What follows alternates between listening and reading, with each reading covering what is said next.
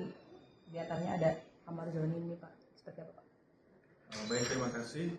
Benar, pada hari Rabu tanggal 8 Oktober 2025, Jaksa Penuntut Umum pada Kejaksaan Negeri Jakarta Pusat telah melaksanakan penyerahan tersangka dan barang bukti atau dalam istilah tahap 2 untuk perkara atas nama tersangka dengan inisial MAA alias Asep, A, AP, AM alias KA, ACM, dan ML dengan jumlah tersangka totalnya 6 orang dari penyidik Polsek Cempaka Putih Polres Jakarta Pusat.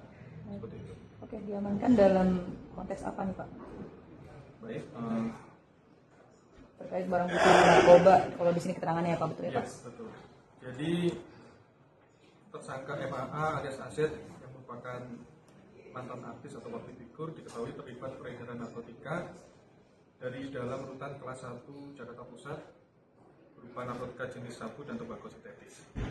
Berdasarkan hasil penyidikan, para tersangka memperoleh narkotika jenis sabu dan tembakau sintetis dari tersangka MAA alias Asep yang mendapatkan narkotika tersebut dari seseorang yang berada di luar rutan kelas 1 Jakarta Pusat Salemba, yang kemudian penyerahan narkotika jenis sabu dan tembakau sintetis dilakukan di dalam lingkungan rutan kelas 1 Jakarta Pusat di Salemba, Cempaka Putih, dan para tersangka dalam melakukan transaksi narkotika berkomunikasi menggunakan alat komunikasi berupa handphone dengan aplikasi Sami.